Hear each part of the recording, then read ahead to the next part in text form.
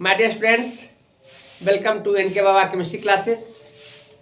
हमने crash question start किया है और उसमें 2 दिनों में ऑब्जेक्टिव क्वेश्चन को एक्सप्लेन किया है। आज हम ऑर्गेनिक केमिस्ट्री से 5 मार्क्स का क्वेश्चन रख रहे हैं जो काफ़ी इम्पोर्टेंट है।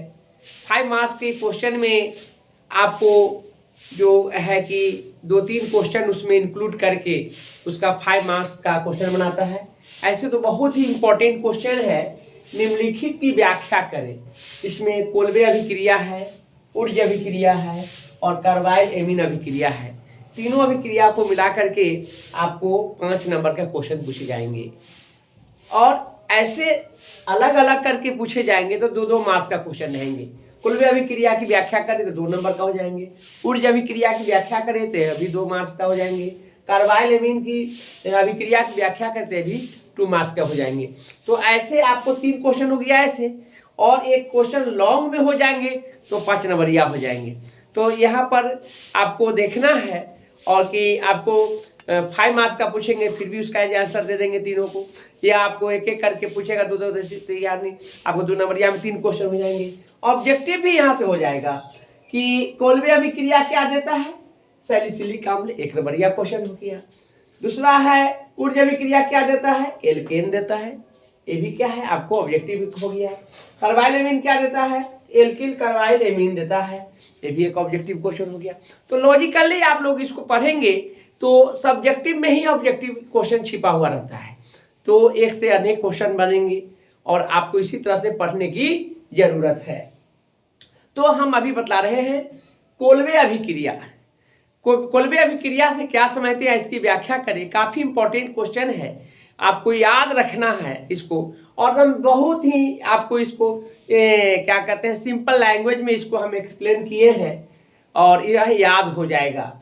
देखिए कोल्बे अभिक्रिया में क्या होता है, फिनॉल है C6H5OH, फिनॉल को किसके साथ, सोडियम हाइड्रोक्साइड के साथ, इसको आप लिख सकते हैं sodium hydroxide, sodium hydroxide, sodium hydroxide के साथ अभिक्रिया कराते हैं तो आप ये जानेंगे इससे H को हट करके और Na जुट जाता है। तो यह हो गया O और N जुट गया तो हो गया आपको सोडियम फिनॉक्साइड। इसका नाम क्या हो गया, सोडियम फिनॉक्साइड। और सोडियम फिनॉक्साइड किसके प्रेजेंस में, कार्बन डाइऑक्साइड के साथ अम्ल के उपस्थिति में, H+ को अम्ल कहते हैं, एसिड है, अम्ल के उपस्थिति में अभिक्रिया कराते हैं तो आप देखेंगे कि 2 हाइड्रोक्सी बेंजोइक अम्ल, यहाँ से काउंटिंग करेंगे 1 2 3 4 5 6 हो जाएंगे।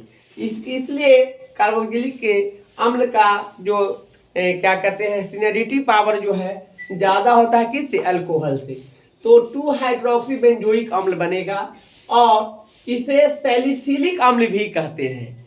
तो आप कह सकते हैं कि जब फिनॉल को सोडियम हाइड्रोक्साइड के साथ अभिक्रिया कराते हैं तो सोडियम फिनॉक्साइड का निर्माण होता है, और सोडियम फिनॉक्साइड को किसके साथ, कार्बन डाइऑक्साइड के साथ, किसके उपस्थिति में, अम्ल के उपस्थिति में अभिक्रिया कराते हैं तो 2 हाइड्रोक्सी बेंजोइक अम्ल का निर्माण होता है। इसे सैलिसिलिक अम्ल भी कहते हैं। यह 2 नंबर का क्वेश्चन रहेगा, काफी इंपॉर्टेंट है। हमने कहा है कि सब के सब क्वेश्चन लड़ेगा। आप लोग भरोसा के साथ पढ़िए, हम टोटले पढ़ा रहे हैं तो क्यों नहीं लड़ेगा। एनसीईआरटी का सारी बातों को हम यहाँ चर्चा में ला रहे हैं। भरोसा रख करके पढ़ना है और अच्छे तरह से तैयारी कीजिए। भाषा लैंग्वेज अमल का है, घर बैठे बहुत अच्छे ढंग से तैयारी हो जाएगा आप लोगों का। तो यहाँ पर आपसे पूछा जाए कि क्या होता है जब फिनॉल को सोडियम हाइड्रोक्साइड के साथ एवं कार्बन डाइऑक्साइड अम्ल की उपस्थिति में अभिक्रिया कराते हैं, यह पूछेगा था क्या कहेंगे, रहेगा ऑब्जेक्टिव में कि सैलिसिलिक अम्ल, सैलिसल्डिहाइड, एल्केन, और सारे ऑप्शन रहेंगे तो क्या लिखेंगे, सैलिसिलिक अम्ल होगा। चाहे आपसे पूछ देगा कि निम्नलिखित अभिक्रियाओं को पूर्ति करे और इतना दे करके छोड़ देगा तो कहाँ तक, यहाँ तक भरना है आपको। या आपसे पूछ देगा कि सैलिसिलिक अम्ल किस से वैज्ञानिक से नाम से संबंधित है रहेगा कोल्बे अभिक्रिया, रीमैन टीमैन अभिक्रिया, ऊर्जा अभिक्रिया, तो क्या कहेंगे? कोल्बे अभिक्रिया कहेंगे। तो कैसे पूछ सकता है? आपको तैयारी रखना है, आप उसका जवाब देंगे। लॉजिक और आपको आईक्यू को बढ़ाना है, प्रेजेंस ऑफ माइंड को बढ़ाना है, सब कुछ हो जाएगा आपसे। नेक्स्ट है ऊर्जा अभिक्रिया। ये काफी पॉपुलर है, हैलो एल्केन चैप्टर से हम लिया है और यह कई एक बार क्वेश्चन पूछा है, इस बार भी पूछने की संभावना है। तो यहाँ जानेंगे कि जब हैलो एल्केन को सोडियम धातु के साथ, हैलो एल्केन को सोडियम धातु के साथ शुष्क ईथर की उपस्थिति में, ये कैटालिस्ट है, के उपस्थिति में अभिक्रिया कराते हैं तो एल्केन का निर्माण होता है, तो उसे क्या कहते हैं? ऊर्जा अभिक्रिया कहते हैं। यह हैलो एल्केन है, यह सोडियम धातु है, किसके उपस्थिति में? शुष्क ईथर के उपस्थिति में अभिक्रिया करते, क्या बना? एल्केन बना और सोडियम हैलाइड। देखिए 2 से गुना के 2 एल्काइल मिल करके एल्केन बनेंगे, इसमें से 2 सोडियम और 2 X है, सोडियम हैलाइड बना। तो इस अभिक्रिया को ऊर्जा अभिक्रिया कहते हैं। यहाँ से ऑब्जेक्टिव पूछे जा सकते हैं, ऊर्जा अभिक्रिया से प्राप्त होता है एल्केन, एल्कीन, अल्काइन, तो क्या कहेंगे? एल्केन प्राप्त होता है। क्या प्राप्त होता है? एल्केन। ऊर्जा अभिक्रिया में भाग लेने वाला धातु है potassium, calcium, sodium, calcium, magnesium, zinc, तो क्या कहेंगे? सोडियम है।